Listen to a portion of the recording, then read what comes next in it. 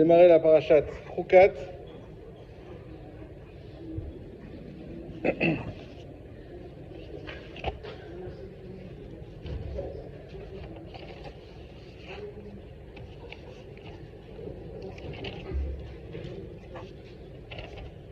Voilà, on attendait Dan, on peut y aller. Zot Chukat Torah. On a une paracha qui est exceptionnelle. Elle regorge d'interprétations, elle regorge de secrets. On a à la fin de la paracha, elle est carrément messianique. Donc c'est vraiment... j'ai eu du mal à choisir le sujet, parce qu'il y a vraiment beaucoup de sujets très intéressants. Alors, bon, on va parler de en quoi Chukat c'est une réponse à Korah. Et ça, c'est une folie. Alors, on va faire retracer un petit peu les sujets de la paracha, comme on a l'habitude. Déjà, donc, Zot Chukat Torah, on parle de la vache rousse, la paradouma. Il faut un petit peu expliquer ce que c'est la vache rousse. Donc, il y a une notion qu'on appelle la Taora, la pureté. Et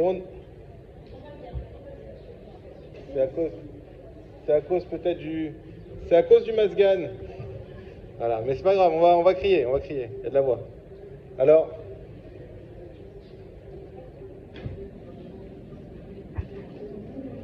on a la notion de Tahor. C'est quoi Tahor? C'est pur. Alors, on voit au collège le matin, on parle, tout le monde m'entend là? Avec ce degré, ça va? Ouais, ok. Au collège le matin, en ce moment, on fait les lois de Netilat Yadayim, et on revient beaucoup sur cette notion de pureté. Cette notion de pureté n'a rien à voir avec de l'hygiène, déjà. Rien à voir. Qui peut être pur et qui peut être impur? Il n'y a que les gens purs qui peuvent être impurs. D'autres personnes ne sont pas sensibles à l'impureté. Qui ne pourra jamais être impur? Un goy. Un goy ne pourra jamais être impur. Pourquoi? Parce qu'il ne peut pas être pur non plus. Ça va ensemble. Qu'est-ce qui va attirer l'impureté? C'est la pureté. Donc l'impureté, si on peut un petit peu schématiser, sont des forces du mal qui veulent se nourrir de la pureté. Parce qu'ils ont besoin de ça pour survivre. Ce sont des forces du mal qui se nourrissent de la pureté. Et donc, vers qui ils vont aller? Vers ces gens qui sont purs. Qui sont ces gens? Nous, Klal Israël. On a une neshama spéciale que n'ont pas les goïms, qui fait qu'on a de la pureté en nous. Qu'est-ce qui va nous rendre impurs, Dieu préserve?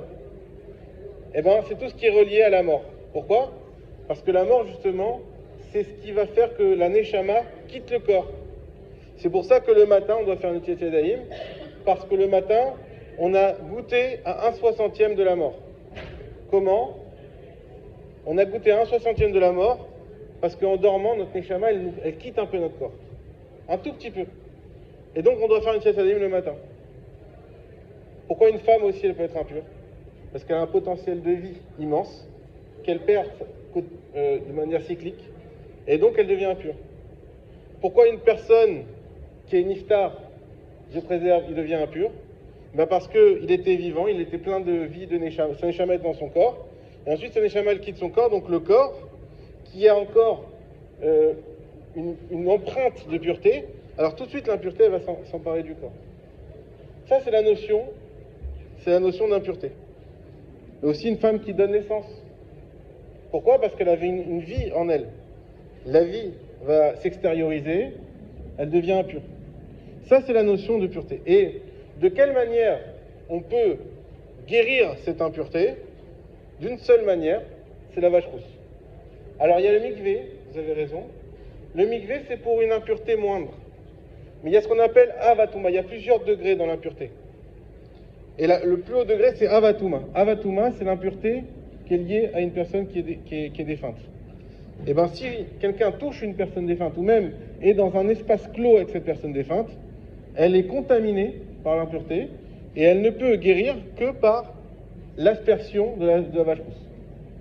C'est pour ça qu'aujourd'hui, n'ayant plus de vache rousse à disposition, on considère qu'on est tous avatouma, on est tous impurs. Alors, est-ce que c'est assourd d'être impur? Pas du tout. C'est pas assourd d'être impur. Il n'y a aucun problème d'être impur. Sauf pour une catégorie de personnes, c'est les Kohanim. Eux, les Kohanim, n'ont pas le droit d'être impurs. Ils n'ont pas le droit de se rendre volontairement impurs. Ils sont aussi impurs, parce qu'on n'a plus de, comme on a dit, on n'a plus de vaches rousses aujourd'hui. Donc ils sont forcément, comme ça se communique par le toucher, donc aujourd'hui, forcément, le monde entier est impur. Mais, comme ça c'est quelque chose qu'ils ne maîtrisent pas, on ne peut pas leur en vouloir, mais eux-mêmes d'aller dans des cimetières, etc., ils ne peuvent pas. Pourquoi? Parce qu'ils ont l'interdit de se rendre impurs, ce qui n'est pas notre cas à nous, en tant qu'Israël simple.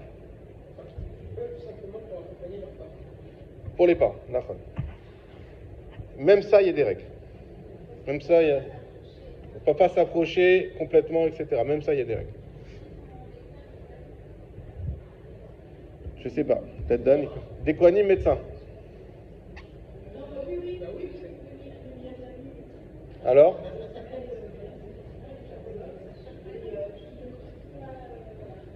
Ils ne pratiquent pas des opérations à risque. Ok. Bon? Oui.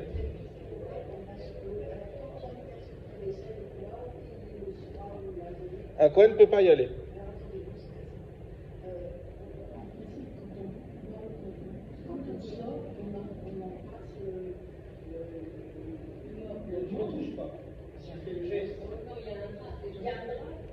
Alors il y a un drap.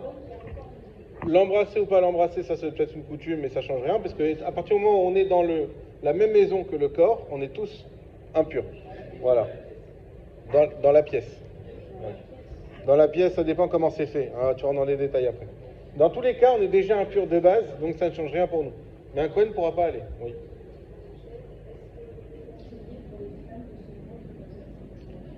Oui, alors, on déconseille, c'est vrai.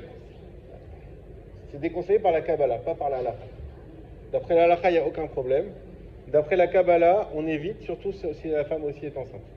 Voilà, on évite. Mais c'est pas des notions de halakha, ce sont des notions de Kabbalah, de Kabbalah.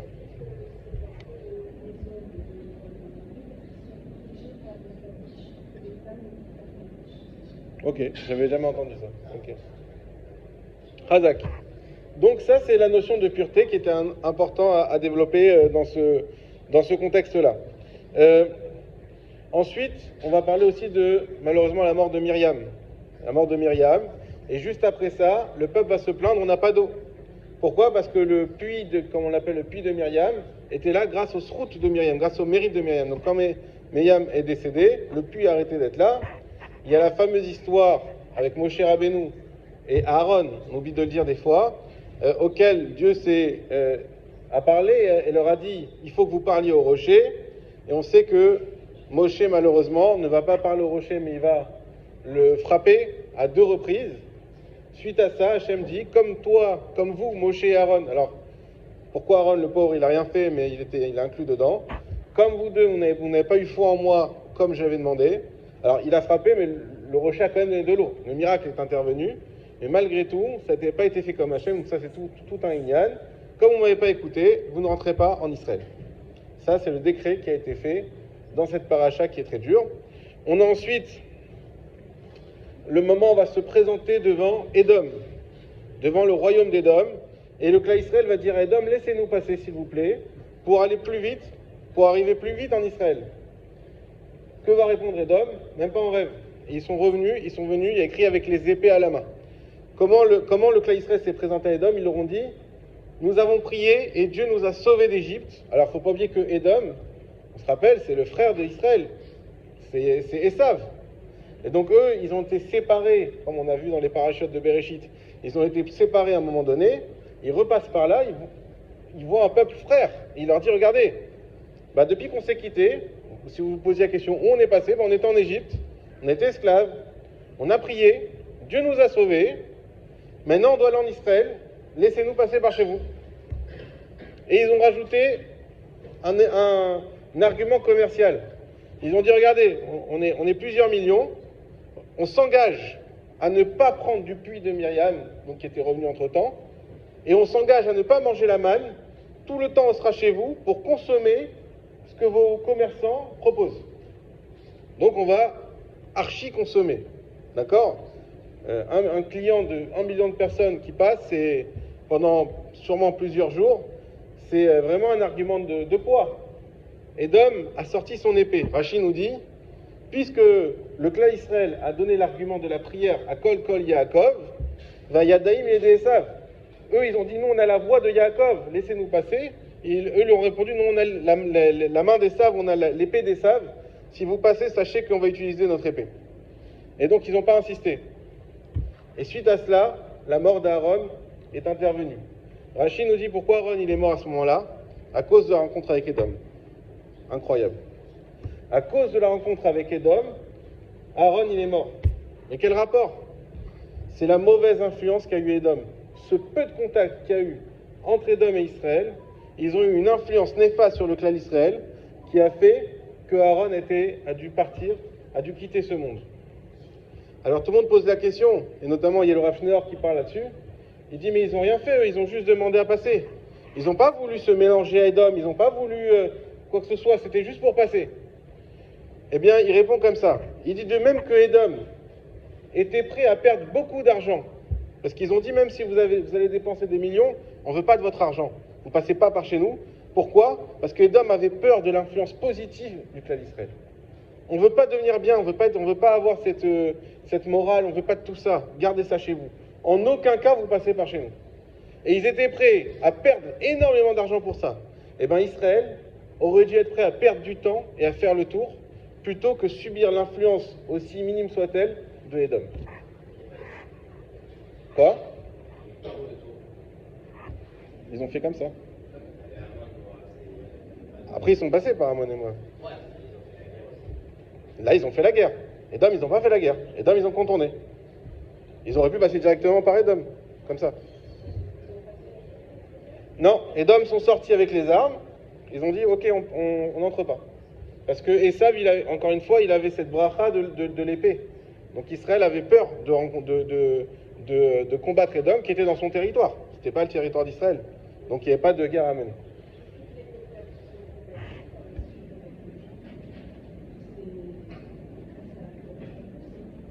Bien sûr, mais Hachem avait déjà donné une bracha à Édom. Donc on savait qu'Édom était protégé par Hachem également. Il avait la bracha dans son pays de l'épée, donc on ne touche pas.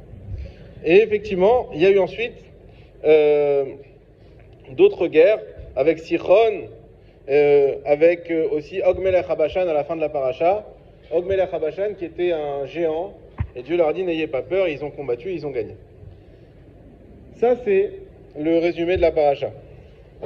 Alors on va citer un pasouk de Kohelet qui parle de la vache rousse. Donc Kohelet qui a été écrit par Shlomo. Shlomo nous dit comme ça: Kolzo nisiti bechokma, amarti echokma veirichoka mimeni. Il dit tout ça, j'ai essayé d'y arriver avec mon intelligence, et j'ai dit que j'allais le comprendre, mais elle est trop loin pour moi. C'est le fameux chok de la vache rousse. La fameuse loi sans compréhension de la vache rousse. On l'appelle Zot Chukat HaTorah. Pourquoi Chuka? Pourquoi le pasouk a besoin de nous préciser que c'est pas compréhensif? On voit bien que c'est pas. Alors qu'est-ce qui n'est pas compréhensif? C'est que la personne qui prépare justement cette potion qui va purifier et qui l'asperge sur la personne impure, en l'aspergeant, la personne qui était en face devient pure, mais elle-même devient impure. Et ça, on ne comprend pas. Puisque c'est cette même potion qui va rendre la personne pure, qui rend celle qui la prépare impure. Et sur ça, Shlomo, il a essayé, il a dit, je vais y arriver. Shlomo, qui était l'homme le plus intelligent de tous les temps, et malgré tout, il a dit, Rechoka Mimeni, elle est trop loin. Elle est trop loin. Le seul qui a pu la comprendre, parce que Dieu lui en a fait cadeau, c'est Moshe Rabbeinu. Moshe Rabbeinu, et d'ailleurs, on a expliqué déjà qu'on appelle cette mitzvah la mitzvah de Moshe, parce que c'est le seul qui a pu la maîtriser, et on peut dire aujourd'hui que ceux qui faisaient cette mitzvah la faisaient en référence à Moshe Rabbeinu, en disant nous on ne peut pas avoir la kavana qu'il faut pour faire cette mitzvah, mais oui, on peut dire qu'on a celle de Moshe, parce que c'était le seul qui pouvait la comprendre. Maintenant, ce qu'il faut comprendre, c'est pourquoi déjà avoir besoin de préciser que c'était un chok, que c'était une loi sans compréhension. La Torah aurait pu nous la donner, puis nous on aurait bien vu qu'on ne comprend pas. Par exemple, le lait et la viande. C'est une mitzvah qu'on ne comprend pas, mais la Torah n'appelle pas ça un chok. On sait que ça fait partie des Chukim. C'est pas le Chok par excellence. Le Chok par excellence, c'est la Paradouma. Mais c'est quelque chose qui n'a pas d'explication tangible. Voilà, on peut pas forcément... mais c'est pas écrit que c'est un Chok. Ici, pourquoi on l'a désigné comme Chok? Rachid nous explique quelque chose de merveilleux. Il nous dit qu'il faut savoir que le Satan et également les nations vont venir nous titiller sur ça et nous dire, mais regardez comme votre Torah, elle veut rien dire. Elle veut rien dire, votre Torah. Celui qui asperge, il devient impur. Celui qui est aspergé, il devient pur. C'est la preuve qu'elle est fausse. C'est Amalek qui amène le safek, qui amène le doute dans nos têtes. Et pour éviter ça, la Torah, elle a pris les devants. Elle t'a dit, attention, sache que ça, c'est un chok. Sache que ça, tu ne peux pas le comprendre. De base, tu ne peux pas le comprendre. Sur ça, on devance et on vient pour anticiper cet argument que va avoir le Satan. Le Mekadavar nous dit quelque chose d'incroyable. Est-ce que quelqu'un s'est posé la question où on en est dans la chronologie?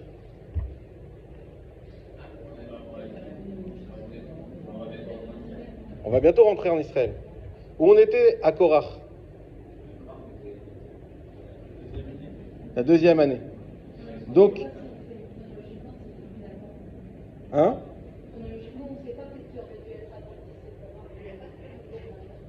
Alors, les événements ont une date, et souvent on a des dates dans la Torah, ou des éléments qui nous permettent de retrouver les dates, mais des fois on a des événements passés qui sont mis après, des événements futurs qui sont mis avant.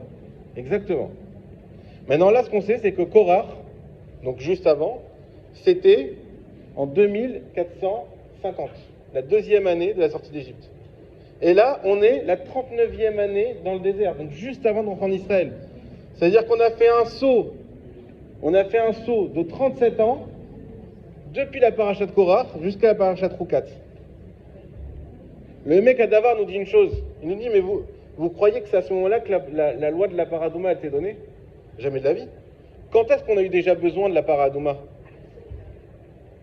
Pas pour la Sota c'est encore autre chose. Hein? Non. Non, c'est pas la vache pour ça, Sota. C'est de l'eau d'un puits avec de la poussière. Non? Et le nom d'Hachem, c'est pas. Pour? Non. Non. Pour le Korban Pessah. Mais il fallait être pur.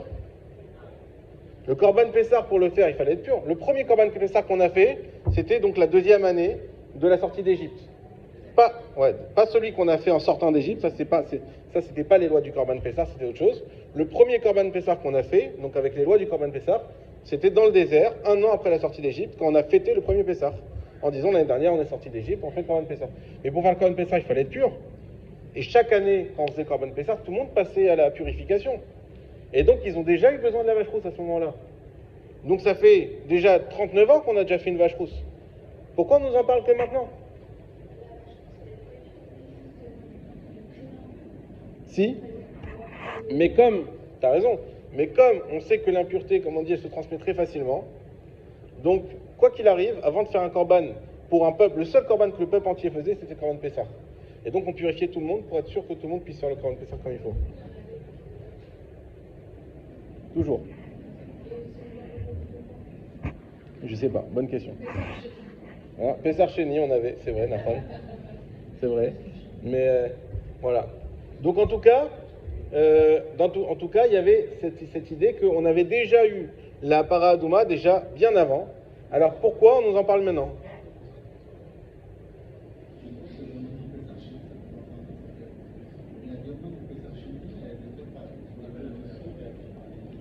Parce qu'ils étaient encore impurs. Apparemment, ils n'ont pas pu le faire parce qu'ils transportaient les ossements de Yosef. J'y ai pensé aussi à ce que tu dis. Il semblerait qu'on ne connaît pas les détails exactement comment ça s'est passé, mais peut-être qu'ils l'ont fait, qu'entre-temps ils ont dû les déplacer. On sait juste qu'ils ont dû les déplacer et qu'à cause de ça ils ont dû faire Pessah Sheni.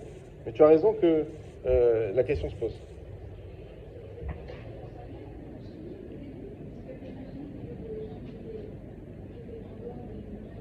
Non, Pessah Sheni, c'était pas pour ça. C'est ceux qui étaient impurs lors du premier Korban Pessah, parce qu'ils portaient les ossements de Yosef et qui ont demandé à pouvoir quand même faire la mitzvah. On leur a donné Pessah Sheni. Alors donc le mec à Davar, il pose cette question, et il dit, j'aimerais comprendre pourquoi on n'a pas la paracha de Korach, de Chukat, pardon, qui est placée ici. Et pourquoi pas avant? Et il répond, parce que Chukat, c'est la réponse à Korach. Chukat, c'est l'antithèse de Korach. C'est qui Korach? C'est celui qui, par son intellect, par sa gava, par l'abus de pouvoir qu'il recherche, est prêt à tout remettre en cause et qui a absolument besoin de tout comprendre. C'est quoi la vache rousse? C'est tout l'inverse. C'est je ne comprends rien et j'accepte de faire. Je comprends rien. C'est un chok. C'est la soumission. Korach, c'est l'insoumis. La Chukat, c'est la soumission. La soumission à Hachem. Mais cette soumission, il faut comprendre qu'elle est dangereuse aussi. Parce que tout le monde va utiliser cet argument de soumission. Tout celui qui va parler au nom de Dieu à un moment dans l'histoire va dire soumets-toi sans réfléchir parce que je parle au nom de Dieu. Ne cherche pas à comprendre et suis-moi. Or, nous, on est un peuple qui a besoin de comprendre. Et à juste titre, on a dit quoi? Naase venishma. Naase venishma, c'est vrai qu'on a dit que d'abord on fera, mais on a dit aussi nishma, qu'on comprendra. Et donc, on a besoin de comprendre. Donc, Chukat, la loi de... On dit Zot Chukat à Torah d'ailleurs. On ne dit pas Zot Chukat à Para. On ne dit pas voici la loi de la vache. On dit voici la loi de la Torah. Parce que toute la Torah, il faut la faire dans cette même façon de réfléchir, dans cet même état d'esprit de chok. Alors je ne comprends pas. Toute la journée on dit il faut étudier la Torah, il faut s'investir, il faut étudier la Gemara. Quand on étudie la Gemara, c'est que des questions et des réponses. C'est loin d'être une soumission totale sans compréhension. Et c'est ça le chok. Le chok, c'est lorsque je me mets à fond dans la compréhension d'Hachem, mais avec l'intention de base de me soumettre quoi qu'il arrive. La soumission, elle vient du fait que j'ai une émouna, une confiance dans la présentation de la Torah.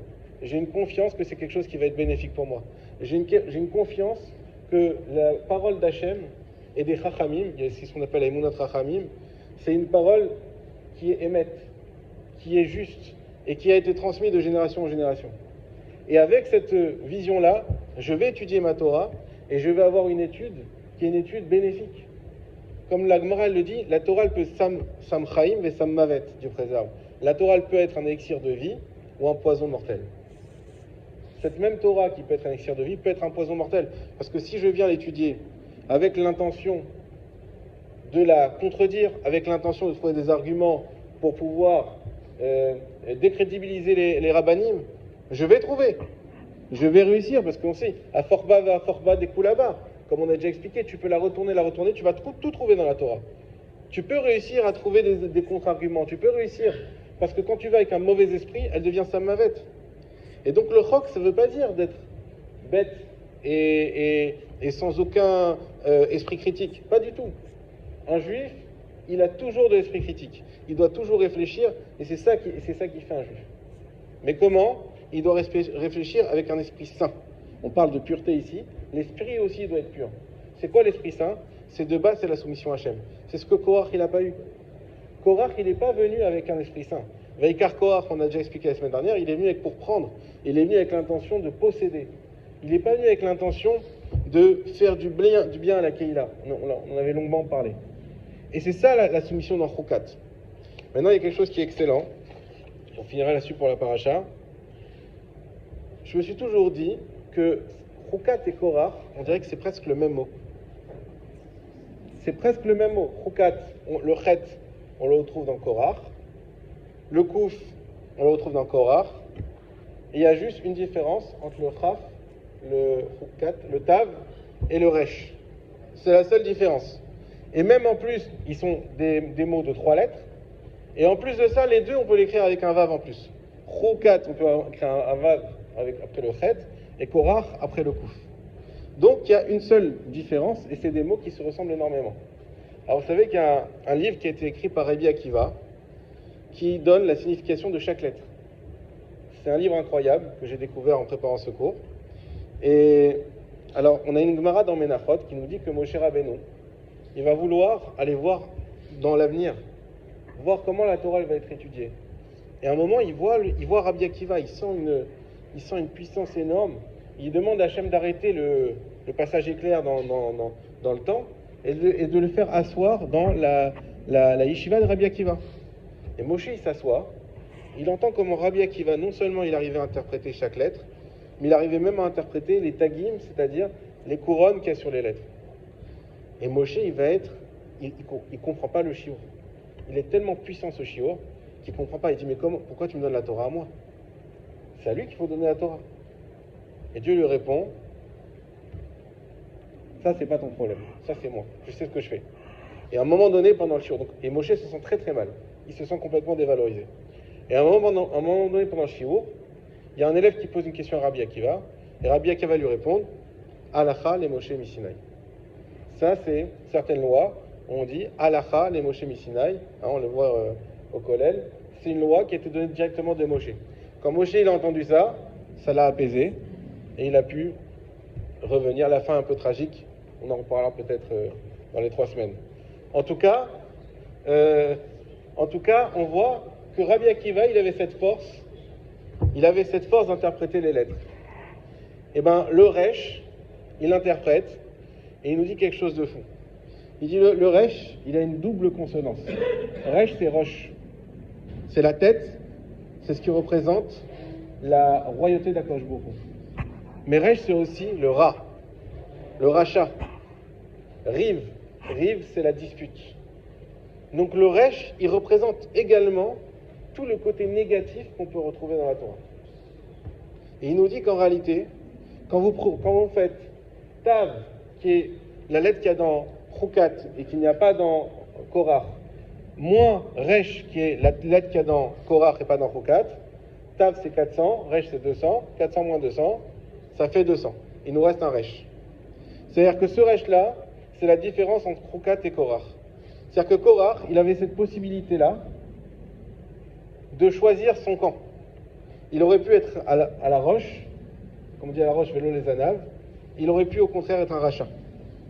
C'est ça la notion il avait tout simplement un libre arbitre, mais qui était dupliqué, accentué beaucoup plus que nous. Parce qu'il aurait pu être un homme extraordinaire, et il a eu aussi cette possibilité d'être la pire des personnes, celle qui a fini sous terre et brûlée. Et donc ça c'est Korach. Et Chukat, il vient ici avec cette force de nous dire une chose. À un moment donné, quand tu sens que ton pouvoir de décision, il est altéré, quand tu sens que c'est trop difficile, mon frère, il me fait rire des fois, il dit « Éteins ta tête et allume ton cœur ». À un moment donné, parce qu'une personne, il faut savoir que quand on lui dit d'arrêter de réfléchir, c'est forcément, on le pose vers l'émotion. Il y a 2 choses qui nous font vivre, qui nous font avancer, c'est la tête et le cœur. Et les Chachamim, d'ailleurs, ils ont une grande marque-loquette, où c'est que la Neshama elle réside. Est-ce qu'elle réside dans le cœur ou dans la tête? On a l'habitude de dire que tout ce qui est dans l'émotion, dans le cœur, c'est le Yetzer Hara. C'est pas vrai du tout. Comme on dit, Bechol et Vafra, tu dois servir Dieu avec tous tes cœurs. Ça veut dire ton bon cœur et ton mauvais cœur. Donc il y a un bon cœur. C'est pas vrai que le Yetzer Hara, c'est le cœur. Les émotions, c'est ça qui fait de nous des humains. Les émotions, c'est ça qui nous permet d'avancer. Vous savez, quand on a un projet qui est avec une ambition et avec une émotion, c'est des projets qu'on peut pousser des murs. On n'a rien qui tient devant la volonté. Tu peux avoir quelque chose qui est très compliqué. Si tu as une volonté, une émotion, une part de toi, c'est fini. Si tu es que dans l'intellect, c'est des calculs. Tu deviens un chat GPT. Tu vois, ça fonctionne pas, bon, ça fonctionne pas, j'arrête. Et quand tu es dans l'émotion, on n'arrête jamais. On avance et on arrive à faire des choses incroyables. Toutes les personnes qui ont fait des choses incroyables, prenez les fondateurs d'Israël, ils étaient dans l'émotion. Ils n'étaient pas dans... Alors c'est vrai, il y avait l'idée qu'il fallait se sauver des goïms et qu'il nous fallait un refuge. Mais c'est évident que c'est pas ça, parce qu'avec ça, on n'aurait pas été bien loin. On a des gens qui étaient pris d'émotion. Quand on prend Ezra Sofer, qui était capable de revenir après la destruction du premier temple, c'est quelqu'un qui est pris d'émotion. Et donc quand on nous dit qu'il y a un choc, le choc c'est quoi? C'est éteindre ta tête à un moment donné, quand ça commence, tu sais plus où t'en es, et ouvre ton cœur. Rachamana Libabaï, on le cite souvent, qu'Akadosh Baruch Hu, ce qu'il veut, c'est notre cœur. Et donc à un moment donné, il faut réfléchir avec son cœur. Pas toujours, c'est dangereux. C'est évidemment éminemment dangereux de réfléchir qu'avec son cœur. Mais il y a des moments, oui. et il faut le sentir. Quand on sent que la tête, elle bouillonne, quand on sent qu'on ne sait plus comment se positionner, alors il faut ouvrir son cœur à ce moment-là, et là on peut trouver des réponses. Chazak ou Baruch, ça c'était sur la paracha. Alors, on avait fini sur une touche de halakha un petit peu controversée la semaine dernière, de la vaisselle. On avait dit que, effectivement, pour Shabbat, on n'avait pas le droit donc de hachana, de faire de préparation, et on avait expliqué que c'est vrai qu'on a le droit d'utiliser le lave-vaisselle comme un endroit où on stocke, on va dire, la vaisselle, mais qu'il ne fallait pas la mettre d'une manière où c'était une préparation pour simplement appuyer sur le bouton après Shabbat. Et donc voilà, c'était cette notion, on avait fini la preuve de hachana be Shabbat là-dessus, avec cette idée, et il faut l'avoir dans tout ce qu'on va faire, que il faut, Shabbat c'est un moment saint, et c'est surtout un moment qui doit être que son moment à lui au Shabbat, et c'est comme ça qu'il est Mekor HaBracha. Donc tout ce qu'on va faire au maximum, des fois ça peut être embêtant, des fois, mais si on arrive à rentrer, encore une fois, dans l'émotion avec le Shabbat, c'est pas du technique, c'est vrai que ça paraît technique, et tout ça, le but, c'est de préserver le Shabbat. Et quand on arrive à préserver le Shabbat de ces manières-là, on arrive à toucher à la bracha que le Shabbat nous donne, et donc c'est le but. Il y avait une dernière question qu'on n'avait pas fini sur la Hachana be Shabbat, qui est la suivante. Imaginez-vous que je fasse Minchat Shabbat un peu loin de chez moi, je reste là-bas pour faire Souda Shishit, je reste là-bas pour faire Arvit, et ensuite j'aimerais rentrer chez moi en bus, parce que c'est loin. Est-ce que j'ai le droit de prendre ma Rav Kav sur moi en allant à Mincha?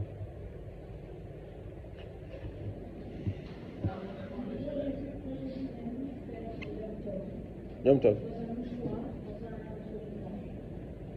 De prendre sa Rav Kav. De prendre sa Rav Kav. Alors, la carte orange, ouais. Non, moi je parlais déjà en Israël, je précise, parce qu'il n'y a pas de problème de héros. La carte orange, au Yom Tov, il n'y a pas de problème. Alors, non, porter Yom Tov, c'est pas vrai qu'on peut porter ce qu'on veut Yom Tov. Yom Tov, c'est que ce qui est nécessaire au Yom Tov qu'on a le droit de porter. On n'a pas le droit de porter n'importe... Hormis le problème du Mouktsé, merci. Hormis le problème du Mouktsé, le Yom Tov, on n'a pas le droit de porter ce qu'on veut. On peut porter que ce qui est nécessaire. Maintenant, la question, alors, ok, il y a la question de porter, ça, il y a des manières de faire. Ah, on l'a vécu avec le Covid. Comment porter les attestations, on les cousait, on les mettait dans les kippots, dans les trucs, voilà, on a vécu des choses, voilà, donc on a vécu ça. Maintenant, hormis le problème de porter, donc on est en Israël, il y a un hérouv, on peut porter. Est-ce qu'on a le droit de prendre la Rav Kav ou pas? La halakha, c'est que non. On n'a pas le droit. Pourquoi? Parce que ça s'appelle achana. Parce que tu as préparé pendant Shabbat pour après Shabbat. C'est une achana. Oui.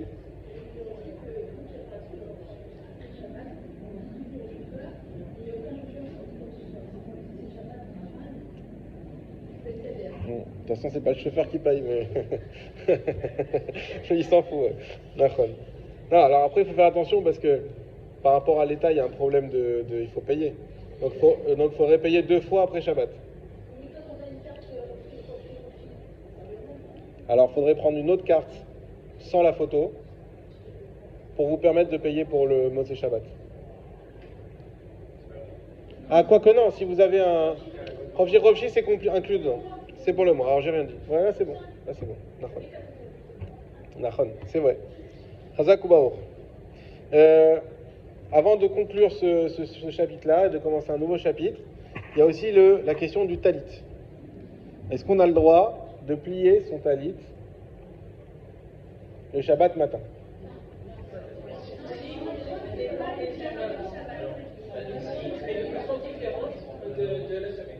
Okay.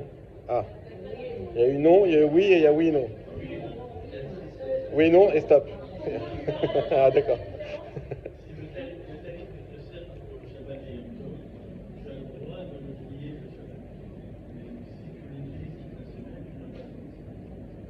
Ok. Ah, c'est la femme qui doit le plier? Non, d'accord. Alors, je vais vous expliquer un peu comment ça fonctionne. Il faut savoir qu'on a une soukia dans la Gemara qui parle de Kippoul. Kipoul. Kipoul, c'est plier. Exactement. Là-bas, il y a écrit que celui qui plie son vêtement, il est chayav khatat. Chayav khatat, ça veut dire que c'est un interdit de la Torah. Tout le monde pose la question, c'est quoi cet interdit de plier? Et il y a une marque loquette, une différence d'opinion entre Rashi et Tosfot, comme d'habitude. Rashi, qui est le papy de Tosfot, et donc les Tosafis, qui avaient la Rabbeinu Tam, qui aimait bien remettre en cause son grand-père. Vous voyez, donc nous, on est toujours dans la réflexion et dans la critique, même avec le papy. Et donc, Rashi, il dit, l'interdit de plier, c'est un interdit qui est lié au problème de laver. Puisqu'on n'a pas le droit de laver Shabbat, et l'une des étapes dans laver un vêtement, c'est le plier. Puisqu'un vêtement qui est tout froissé, il n'est pas encore mettable, et donc il n'est pas lavé. Il est peut-être propre, mais c'est pas ce qu'on appelle laver. Laver, c'est quand ça y est, il est nickel et qu'on peut le mettre. Et donc d'après Rashi, c'est pour ça que c'est un interdit de la Torah, de plier des vêtements pendant Shabbat. Tosfot dit non. Il dit ça n'a rien à voir. Ce qui est lavé, c'est uniquement la partie de mettre de l'eau et du savon sur les vêtements, et éventuellement de faire sécher. Mais ensuite, il n'y a plus de problème de laver. Et c'est juste un interdit des Rabbanan. Et c'est quoi l'interdit? Il dit, mais le problème de plier, c'est que tu prépares pour après Shabbat. Parce que ce que tu plies pour Shabbat, c'est-à-dire que tu fais ton pliage de la semaine, et ben tu es en train de préparer pour après Shabbat. Et ça, c'est assourd. Des Rabbanan, mais c'est assourd. Et Tosfot parle du talit. Et il dit la chose suivante. C'est quoi le problème du talit? Le talit, si, comme nous l'a dit Binyamin, c'est un talit que je vais utiliser toute la semaine. Donc quand je le plie Shabbat, c'est pour le dimanche. Donc je prépare pour le chol. Ça, c'est assourd. Mais il nous dit une chose. Il dit, mais qui t'a dit que préparer d'un Shabbat à l'autre, c'est permis? C'est pas permis non plus. Tu prépares samedi pour samedi prochain. Qu'est-ce que tu fais quand tu as ton talit de Shabbat? Ça veut dire que tu le plies pour Shabbat prochain. Alors toi, soit tu dis si tu utilises... De quoi? Alors il faut qu'ils viennent. Ouais. Nachon.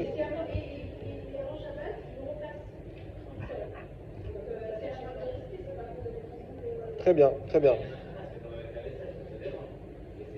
Alors, ça te dérange? Ouais. Ok. Ok. Là, il y a un problème parce que tu vas rendre que la synagogue, elle est pas belle. Donc c'est maintenant qu'elle est pas belle. Il est pas beau quand? Maintenant? Non, là, il ne dérange pas, il est dans sa pochette. Ça change rien à ta vie. Il sera pas beau demain quand tu vas le mettre. Il va se froisser. Et justement, tu vas le plier pour pas qu'il se froisse. Donc tu vas préparer qu'il ne se froisse pas pour après Shabbat. Le livre, la différence, c'est que c'est maintenant que ça me dérange. Et d'ailleurs, Tosfot, il dit que si tu vas mettre ton talit à Mincha, parce que vous savez que les Ashkenanim, des fois, ils mettent le talit aussi, juste pour le Chazan, ils mettent le talit, et là, tu peux le plier, parce que c'est pour Mincha. Après Mincha, non. Alors là, l'Acha.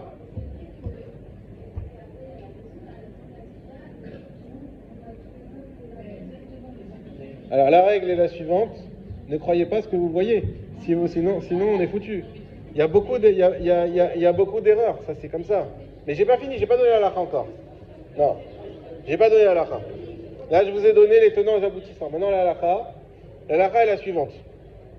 On a le droit de plier son talit. Mais comme c'est pas d'après tout le monde que c'est permis, la halakha c'est qu'on a le droit. Et comme c'est pas d'après tout le monde que c'est permis, c'est mieux, ce qui va être mahmir, de ne pas le plier. Maintenant, il y a une solution intermédiaire, c'est de plier pas dans ses plis originels. Puisqu'il y en a qui disent, plier, c'est quand tu plies dans les bons plis du talit. Mais si tu plies dans d'autres plis, c'est que tu n'as pas plié. Au contraire, tu as déplié puisque tu as enlevé les anciens plis. Sauf que quand c'est le talit du Shabbat, allez vous amuser à faire des nouveaux plis chaque Shabbat. Voilà, c'est autre chose. Mais en tout cas, il le repasse, voilà. En tout cas, c'est bien ceux qui peuvent ne pas le plier. Ceux que ça dérange trop, c'est moutard les gamins, il n'y a pas de problème. Donc on peut plier son talit. Et aussi parce que le talit, c'est un peu comme c'est quelque chose d'épais. Il y en a qui expliquent qu'il n'y a aucun problème à plier tout ce qui est épais, comme des grosses couettes ou des choses comme ça. Pourquoi? Parce que c'est pas quelque chose qui se plie et se déplie. Donc voilà, mais bon, le talit quand même il se froisse, donc c'est pas complètement assimilable, mais voilà. Donc c'est quelque chose d'épais. Donc En tout cas, à la halakha, c'est qu'on a le droit. Alors on attaque un autre sujet avec les 2 minutes qui nous restent, qui est un sujet qui est très délicat, très compliqué. On verra, on va donner aujourd'hui juste des principes. Ne me posez pas de questions parce qu'il y a vraiment beaucoup de détails. On va les voir au fur et à mesure. Et on pourra peut-être pas tout voir. Mais je me suis dit que c'est quand même un sujet important à parler, donc, parce que ça arrive souvent. Un peu moins en Israël, mais quand même ça arrive. C'est la question de savoir est-ce qu'on a le droit de demander à un non-juif de faire des travaux pour nous pendant Shabbat. Est-ce qu'on a le droit de demander à un non-juif, donc qui n'est pas concerné par les lois du Shabbat, et encore pire que ça, vous savez qu'un non-juif qui fait Shabbat, il est Chayamita. Il n'a pas le droit de faire Shabbat. Donc, est-ce qu'on peut demander à un non-juif de faire pour nous des travaux Shabbat? Alors, il y a des réponses d'après vous. Il y a comment, pourquoi, il y a des... Alors, lancez quelques idées comme ça pour démarrer. En règle générale, on a le droit de demander. Oui,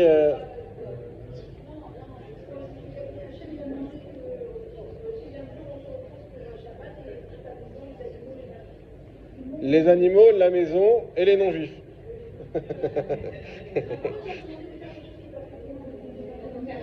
Ok. Alors, l'allusion. L'allusion, c'est un point important. Avant Shabbat, en parler avant Shabbat.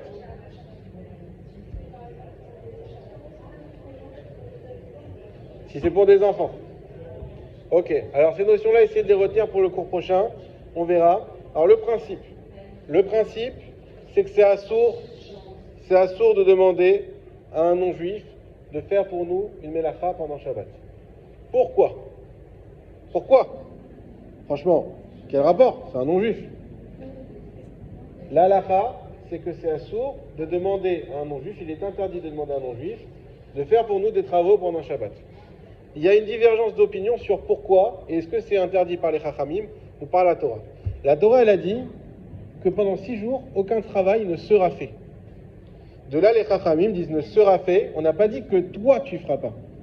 On a dit qu'aucun travail ne doit être fait pour toi. Et donc, de là, les Chachamim nous disent, peu importe que ça soit toi qui fasses le travail ou quelqu'un d'autre, aucun travail ne doit être fait, c'est la forme passive. Donc même un goy ne peut pas faire un travail pour toi. Tout simplement. C'est écrit dans la Torah noir sur blanc.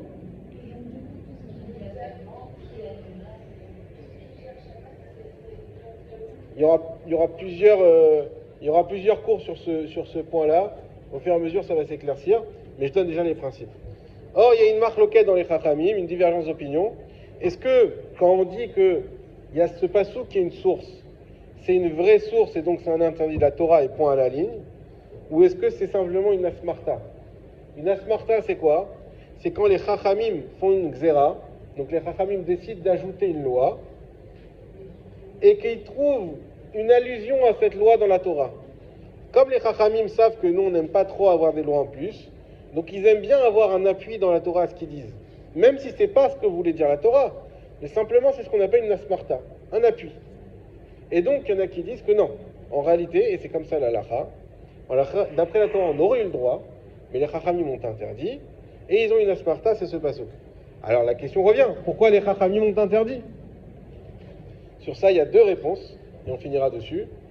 Première réponse du Rambam, qui nous dit, en fait, si on t'avait permis de demander à un goy, il n'y a plus de Shabbat. Il n'y a plus de Shabbat. Vas-y, prépare-moi à manger. Même à manger, on aurait pu dire, allume le feu, et moi je vais juste remuer à la fin, et c'est bon. Allume-moi les lumières, éteins-moi la lumière, appelle-moi l'ascenseur, amène-moi en voiture à la synagogue. Il n'y a plus de Shabbat. Il n'y a plus de Shabbat, c'est fini. Et donc, la Chachamim dit non, on ne va pas te donner une ouverture pour faire de ton Shabbat un jour de chol. On explique depuis plusieurs semaines l'importance de la sainteté du Shabbat. Alors même si tu n'as fait aucun interdit, on avait parlé, des fois tu peux faire des mitzvot, mais si tu n'es pas dans l'ambiance de la mitzvah, tu n'as rien fait du tout. Alors là on va dire ok, tu n'as pas transgressé Shabbat, c'est un autre qui l'a fait pour toi. Mais toi, dans quel Shabbat tu es? Dans aucun Shabbat. C'est pour ça que le Rambam dit que c'est interdit. D'autres expliquent que non. Il y a un principe de Shaliach Adam Kemoto. l'envoyé de quelqu'un, c'est comme lui-même. Par exemple, dans la Torah, il y a une personne, à l'époque les transports étaient difficiles, et il y a Yehuda qui veut se marier avec Sarah. Sauf que Yehuda il habite à Paris, Sarah elle habite à New York. Et il a envie de hâter le mariage parce qu'il a peur que Sarah trouve une autre proposition. Qu'est-ce qu'il fait? Il demande à son cousin Réhouven, et il dit regarde, tu peux faire les kiddushin à ma place pour faire de Sarah ma fiancée. Il dit ok. Et donc on a Réhouven qui vient voir Sarah, Areat, Mekudeshet, le Yehuda, Betabadzo, Kedat, Moshe et Israël. Et il lui met la bague. Elle est mariée avec Yehuda. Ah mais c'est Réhouven qui a tout fait. Oui, Shaliach, Adam Kemoto. C'est-à-dire que c'est Réhouven qui a fait ça en tant que Shaliach, en tant que mandataire. Il a été mandaté par Yehuda. Et bien tout ce qu'une personne va faire pour nous, c'est comme si on l'avait fait nous-mêmes. Très bien. Et donc, avec Rivka Nachon, Eliezer qui a fait. Après, il sera qu'il a confirmé, mais Eliezer, il a fait effectivement les Kiddushin. Donc maintenant, on voit quoi? Il dit, mais si tu demandes à quelqu'un, un goy, de faire pour toi une melacha, c'est comme si tu l'avais fait toi-même. C'est Shaliach Adam Kemoto. Sauf que, alors on va dire, ah bah c'est de la Torah, alors pourquoi vous dites que c'est de Chachamim? Non, parce que Shaliach Adam Kemoto, d'après la Torah, c'est qu'avec un juif. C'est qu'avec un juif. Mais les Chachamim, ils ont étendu, parce que si on s'habitue à demander à un goy, on pourra aussi demander à le voisin non-juif qui n'est pas trop religieux, vas-y, s'il te plaît, fais-moi ci, fais-moi ça, on va prendre cette habitude-là. Et donc on rentre dans la possibilité de faire l'interdit de la Torah. Voilà. Nachon. Et qu'est-ce qu'il faisait lui? Voilà. Il y a dans les hôpitaux, voilà. On va voir tout ça, c'est des cas spécifiques. Et effectivement, pour certaines tâches. Alors, on va voir. Les enfants, pas les enfants, c'est aussi ça. Ouais. Les traiteurs, c'est différent parce que le gars, il fait pas d'Avera. Il est serveur, il faut aucune Avera. Même un juif, il aurait pu le faire. Si? Le Shabbat, un serveur juif ne peut pas servir des juifs. Il peut servir à partir du moment où il travaille aussi la semaine. C'est ce qu'on appelle Avlaha. C'est l'interdit de Srar Shabbat. Be'Avlaha, c'est tout un inyan. Mais oui, un serveur, un chômeur juif, il peut travailler Shabbat. On a des solutions pour pouvoir donner ces prestations qui sont nécessaires pendant Shabbat, à partir du moment où c'est inclus. Quelqu'un qui veut louer une salle et qui est pour Shabbat pour faire une bar mitzvah, pour faire le Shabbat bar mitzvah, il a le droit. Ah, mais il va gagner de l'argent pendant Shabbat. Il faut l'inclure avec soit avant Shabbat, soit après Shabbat. Il y a des solutions. Chazak ou Baruch.